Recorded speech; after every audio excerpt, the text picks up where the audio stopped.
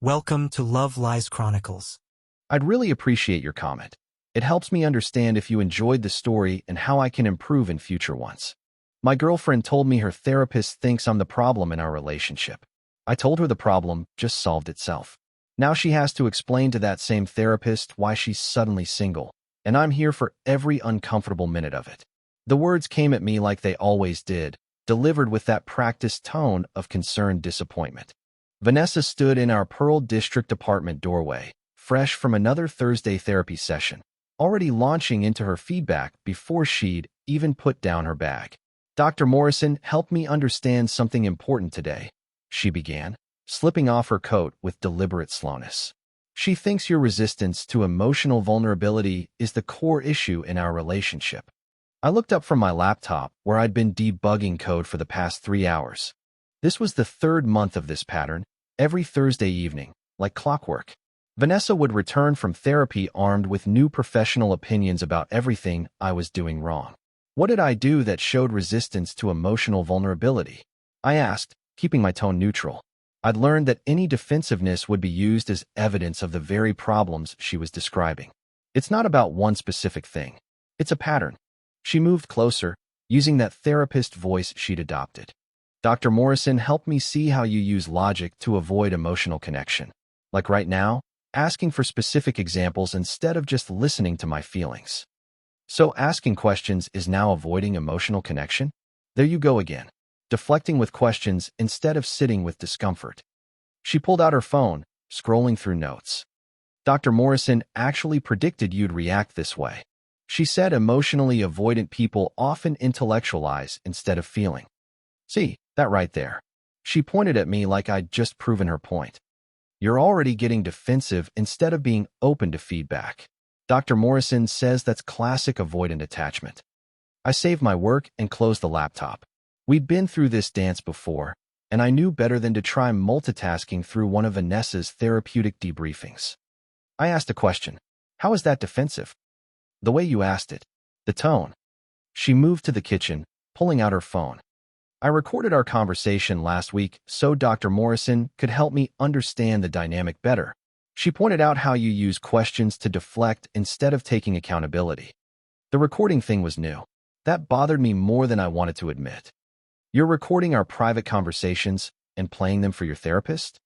"For us, Graham. I'm doing this for us." She poured herself wine, not offering me any.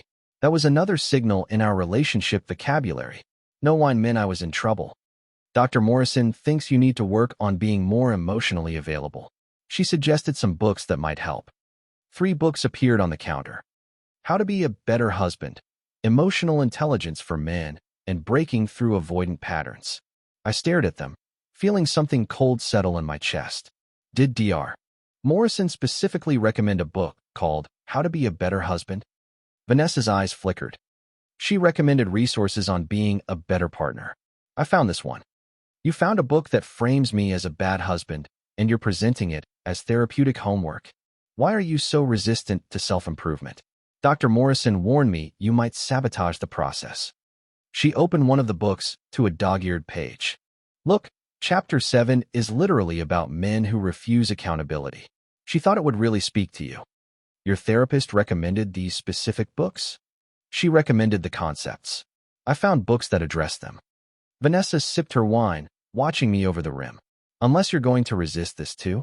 I picked up the first book, flipped through it. "What homework did Dr. Morrison give you?"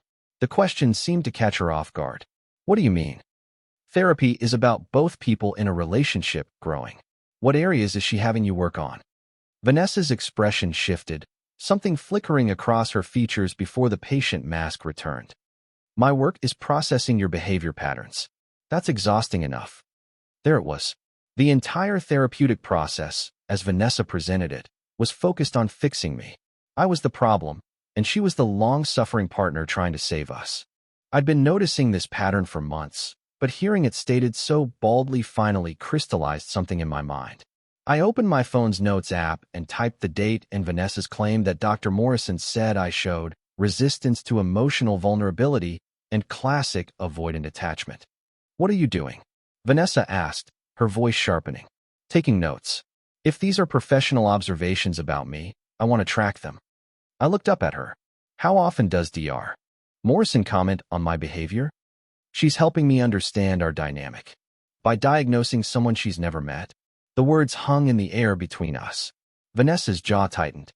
She's not diagnosing you. She's helping me process my experiences.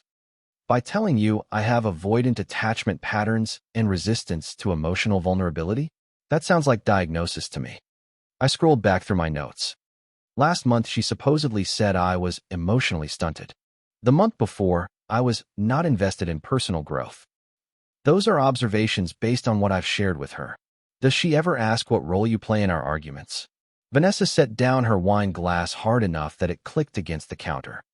This is exactly what I mean. You can't accept any feedback without turning it back on me. That's another issue we need to address.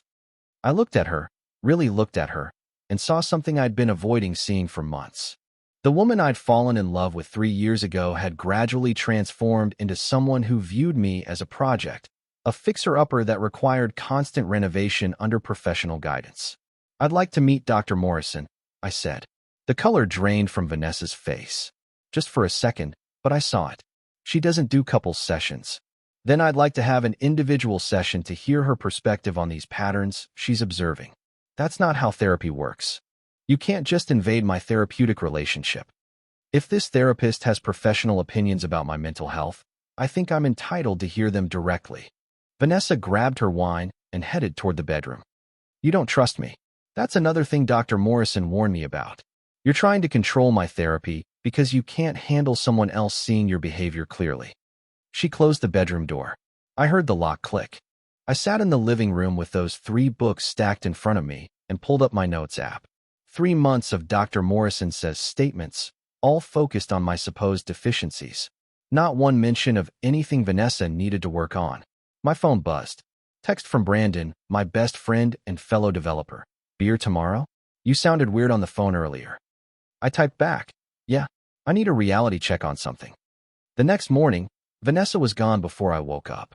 No note, no text. The silent treatment was another tool in her arsenal, deployed when I'd been particularly resistant to growth. I made coffee and called Dr. Morrison's office. The receptionist answered on the second ring. Pearl Health Center. How can I help you? Hi, I'm calling about Dr. Helen Morrison. Does she do couples counseling? Oh yes, that's actually her specialty. Are you looking to schedule? My heart rate picked up. I thought she didn't take couples. Where did you hear that? Dr. Morrison works primarily with couples and relationship dynamics. Would you like to book a session? First confirmed lie. Vanessa had explicitly said Dr. Morrison didn't do couples work.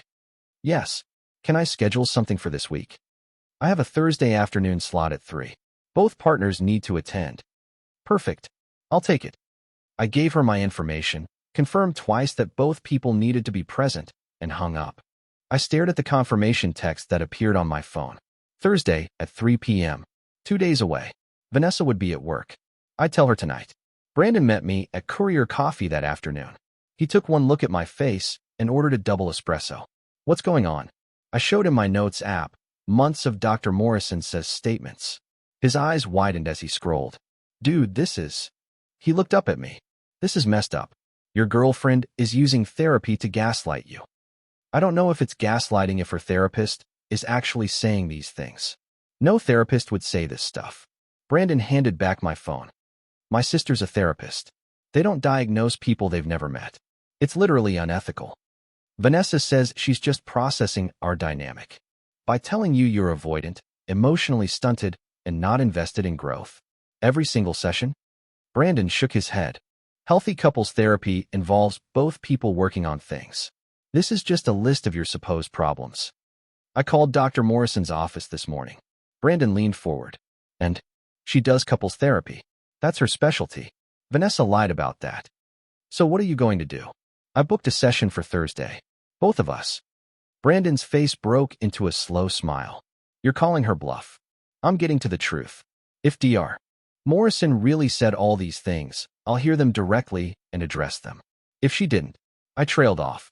If she didn't, then your girlfriend has been putting words in her therapist's mouth to manipulate you for months. Brandon stirred his coffee. Either way, you get answers. That evening, I waited for Vanessa at our apartment. She came home late, clearly still punishing me with distance. She moved through the kitchen without speaking, making herself dinner without offering me any. "We need to talk," I said. "I'm not ready to discuss this." She didn't look at me. "You were incredibly dismissive of my therapeutic process yesterday." I called Dr. Morrison's office. Vanessa's hand froze halfway to her mouth with a forkful of salad. "You did what?" I called her office. "I wanted to schedule a session." The fork clattered onto her plate. "That is such a violation, Graham. My therapy is my private space." "Your private space where you discuss me and report back professional opinions about my mental health." This is exactly the controlling behavior Dr. Morrison warned me about. Her voice rose. "You're trying to manipulate my therapeutic relationship." Her receptionist said Dr. Morrison specializes in couples therapy. Vanessa's face went pale. "That doesn't mean she takes every couple." "I booked us a session for Thursday at 3. The kitchen went silent except for the hum of the refrigerator. Vanessa stared at me like I'd announced I was burning down the building. "You had no right." Her voice was shaking now, though whether from anger or fear, I couldn't tell. "You can't just force your way into my therapy. If Dr. Morrison has professional concerns about my behavior patterns, I should hear them directly. I would think you'd be happy I'm finally willing to engage with this. I'm not comfortable with you invading my therapy like this." "Then I guess Thursday we'll find out what Dr. Morrison actually said." I kept my voice calm. "If everything you've told me is accurate, this should be a productive session." Vanessa grabbed her plate and wine and went to the bedroom. The door slammed. I heard her on the phone, voice muffled but agitated. My phone buzzed. Text from Courtney, Vanessa's work friend. "Hey, Vanessa just called me upset. She said you're being controlling about her therapy? That's concerning." I stared at the message. The manipulation was spreading beyond our apartment now, building a narrative where I was the villain interfering with her healing process. I didn't respond. Thursday would tell me everything I needed to know. The next 2 days were glacial. Vanessa barely spoke to me, communicating through terse texts even when we were in the same room. She'd enlisted Courtney and another friend, Madison, into her support system. I could feel the weight of their judgment through the walls. Wednesday night, Vanessa broke her silence. "I've been thinking about tomorrow." I looked up from my laptop. "And maybe we should cancel. This isn't the right time." "We're going." Her expression hardened. "Just so you know, this is going to be difficult for you to hear. Dr. Morrison has been very direct with me about the patterns she sees." Then it's time I heard them too. Try not to be defensive when she explains things. That will only prove her point. I closed my laptop. "Vanessa, do you hear yourself? You're coaching me on how to behave when hearing a therapist's professional assessment. Doesn't that seem strange to you? I'm trying to prepare you. This is a lot to process. I've been processing your version of Dr. Morrison's opinions for 3 months. One more day won't break me." Thursday morning, Vanessa was elaborately casual, making small talk about work and the weather like we were acquaintances, not people about to have a potentially relationship-ending therapy session. In the car, she filled the silence with chatter about traffic patterns and a new restaurant she wanted to try. I drove in silence, watching her perform normalcy while her hands twisted in her lap. Pearl Health Center was a modern building in northwest Portland, all glass and exposed wood. Dr. Morrison's office was on the 3rd floor. Vanessa led the way like she was walking to an execution, her usual confidence replaced by something that looked a lot like dread. The waiting room was empty. We sat in chairs on opposite sides, not speaking. When the door opened and Dr. Morrison appeared, I got my first look at the woman whose professional opinions had been weaponized against me for months. She was in her late 40s, with intelligent eyes and an air of calm competence. "Vanessa," she said warmly, then noticed me. "You didn't mention you'd be bringing your partner today." "Graham insisted on coming," Vanessa said quickly. "He wanted to hear your insights directly." Dr. Morrison's expression shifted slightly, something puzzled crossing her features. "My insights about what?" We followed her into the office. It was comfortable, professional, with 2 chairs facing Dr. Morrison's desk. Vanessa took the chair closest to Dr. Morrison, a subtle territorial claim. "I appreciate you seeing us both," I said, sitting down. "Vanessa has shared a lot of your observations about our relationship, and I thought it would be helpful to hear them directly from you." Dr. Morrison looked at Vanessa, then back at me. "What observations are you referring to?" Vanessa laughed nervously. Just things we've discussed in our sessions, you know. Actually, I'd like to be specific. Dr. Morrison pulled out a notepad. Vanessa, what have you been telling Graham? I said. The room temperature seemed to drop. Vanessa shifted in her chair. Just your professional insights about our dynamic and patterns you've helped me identify. Such as, I pulled out my phone. I've been keeping notes. Would it help if I read them? Dr. Morrison nodded. Please. I opened my notes app. March 15th.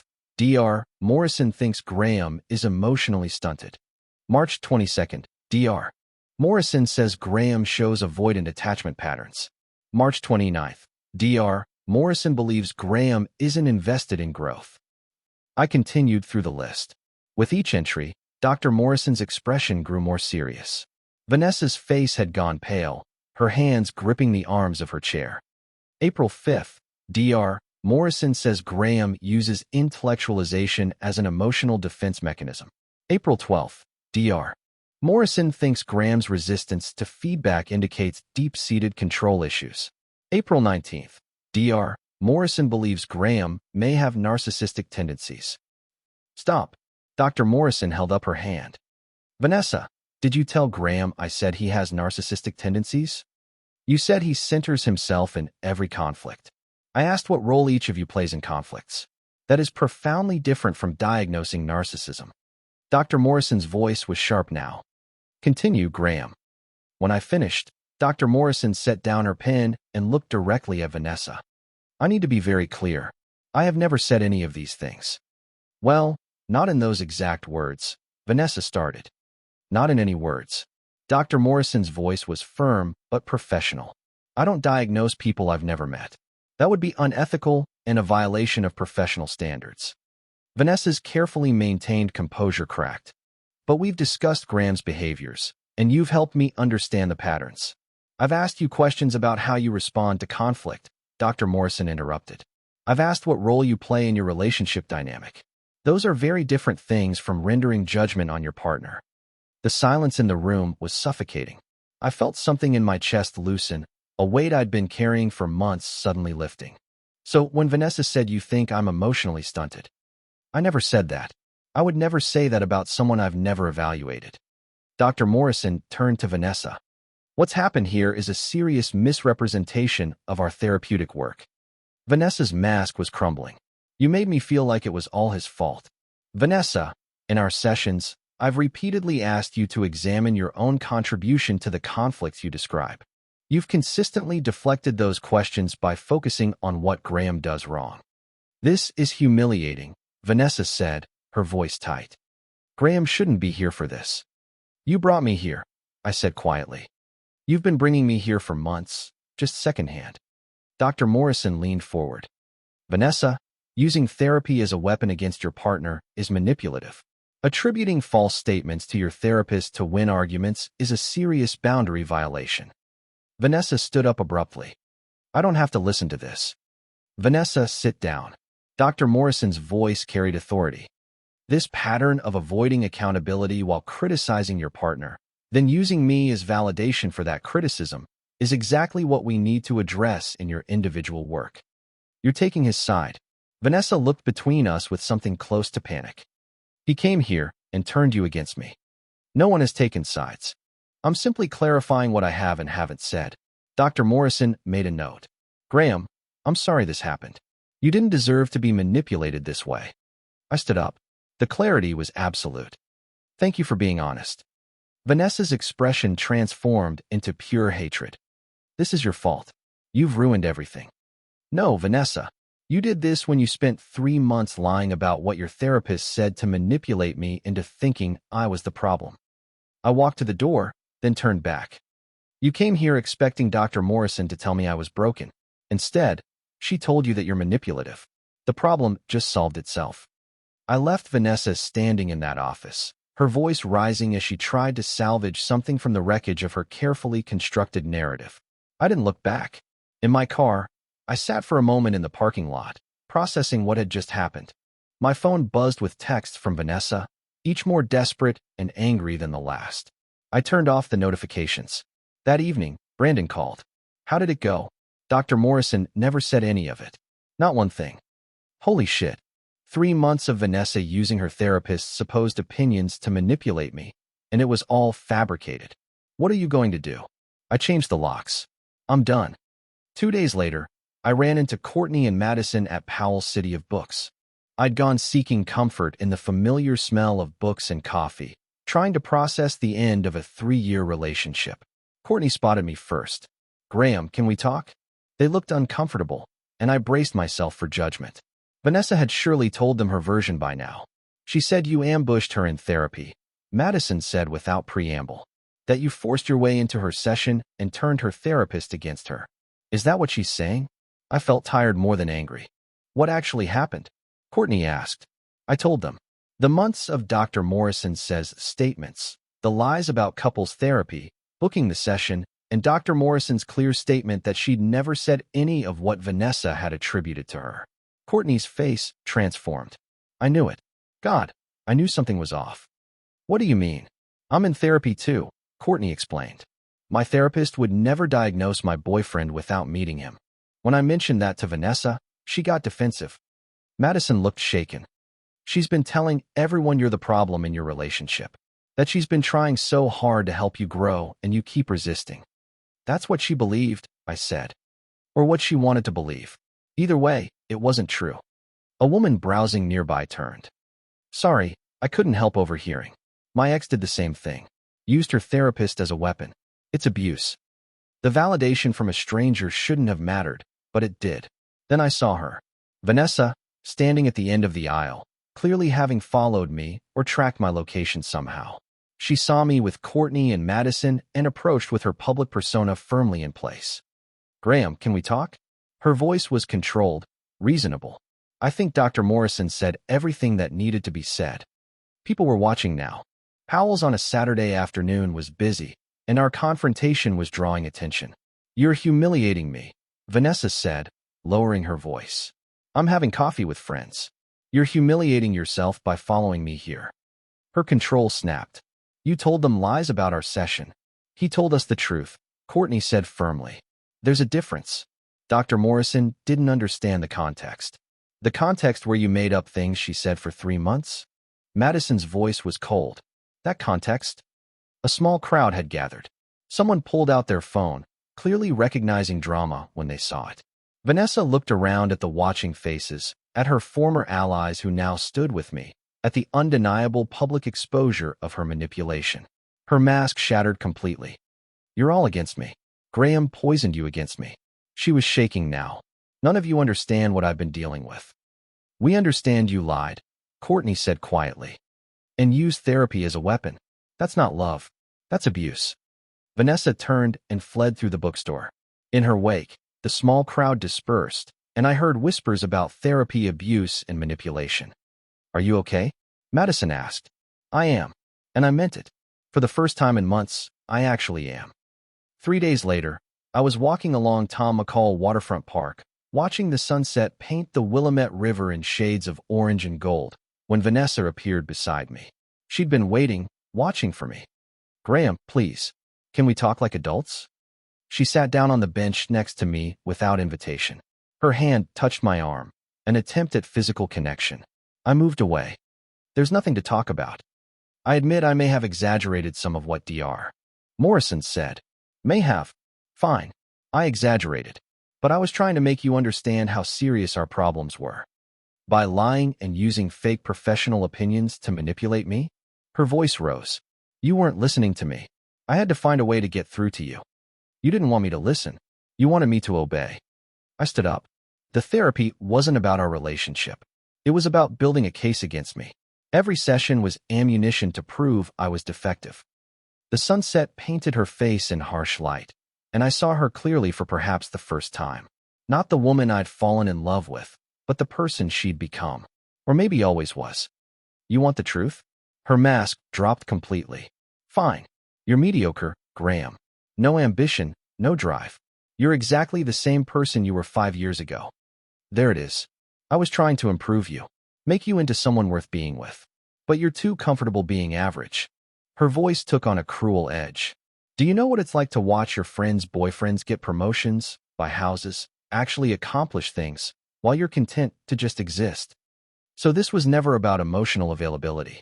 It was about you being embarrassed by me. I'm embarrassed by your lack of ambition. Yes. She stood up, pacing now. Dr. Morrison may not have said you're the problem, but you are. You're comfortable with mediocrity, and that makes you a mediocre partner. And you think someone who loves you would weaponize therapy to tear you down for 3 months instead of just being honest about their feelings? I was honest. You just couldn't handle it, so I had to find a way to make you listen. You found a way to make me doubt myself. That's not the same thing. You don't love me, I said simply. You love the project of trying to change me, but I don't need changing. I need someone who thinks I'm enough. You'll regret this. You'll never find anyone who cares enough to help you grow. I'll find someone who doesn't think I need fixing. What you call growth is actually abuse. I walked away along the waterfront path. Vanessa called after me, voice echoing across the water, but I didn't turn around. The sunset was beautiful, the air was cool, and I felt peace settle over me like a comfortable blanket. 2 weeks later, my apartment felt like mine again. I'd changed everything Vanessa had rearranged, put my things back where I wanted them, filled the space with my choices instead of compromises. My phone buzzed. A message from Dr. Morrison's office. Dr. Morrison wanted me to reach out. She hopes you're doing well and wants you to know you never deserve to be treated that way. She's available if you'd ever like to process this experience. I smiled, saved the message, and deleted my notes app filled with 3 months of fabricated therapeutic opinions. I didn't need them anymore. Brandon came over that evening with pizza and beer. How are you doing? Good. Really good, actually. Vanessa hasn't contacted me in 5 days. I think she finally got the message. Courtney told me Vanessa had to go back to Dr. Morrison and explain why she's suddenly single. I laughed. I wish I could have seen that conversation. Apparently, Dr. Morrison was pretty direct about the pattern of manipulation and the need for Vanessa to work on taking accountability. Brandon took a sip of beer. Courtney also said Vanessa tried to claim you manipulated Dr. Morrison during that session. Of course she did. Dr. Morrison shut that down pretty fast. Told her that attributing false statements to a therapist and then being surprised when the therapist corrects the record isn't manipulation, it's consequences. The therapist forgot to mention consequences, I said with a smile. Actually, according to Courtney, Dr. Morrison said she'd mentioned consequences multiple times. She'd warned Vanessa that using therapy as a weapon would damage her relationship. Vanessa just didn't believe her partner would ever actually leave. She thought I'd keep accepting it forever. Yeah, she did. Brandon raised his beer. To solving your own problems. We ate pizza in comfortable silence. Through the window, Portland's lights sparkled in the darkness. You know what the weird thing is? I said finally. I'm not even angry anymore. I'm just relieved. Because the problem solved itself? Because I solved it. By walking away from someone who never saw me as a solution, only a problem to fix. The next morning, I woke up without the knot of anxiety that had lived in my chest for months. No criticism waiting. No lists of improvements needed. No therapeutic opinions weaponized against me. I made coffee exactly how I liked it, not how Vanessa preferred. I planned a hiking trip to Crater Lake without checking anyone's schedule but my own. I joined a meetup group for developers who wanted to rock climb. For the first time in years, I was making plans for myself, as myself, without constantly wondering if I was measuring up to someone else's standards. My phone stayed quiet. Vanessa had finally stopped texting. Our mutual friends had chosen their sides, and I'd kept the ones who cared about truth over performance. I sat on my couch with my coffee, looking at the life I was building from the ruins of a manipulative relationship, and felt something I hadn't experienced in longer than I could remember. Contentment. The problem hadn't just solved itself. I'd solved it by recognizing that some relationships aren't meant to be saved. Some people will use any tool available, even therapy, to maintain control.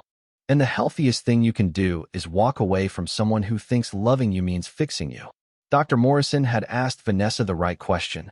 What role do you play in your relationship dynamic? Vanessa had spent 3 months avoiding that question by inventing answers about me instead. But I'd finally asked myself the right question too. Do I want to stay with someone who sees me as broken? The answer had been clear. The solution had been simple. And now, for the first time in months, I was free to be exactly who I was. Not perfect, not mediocre, not a project needing improvement. Just Graham. And that was enough. Dear listeners, please share your thoughts in the comments, and do not forget to like, share, and subscribe to the channel.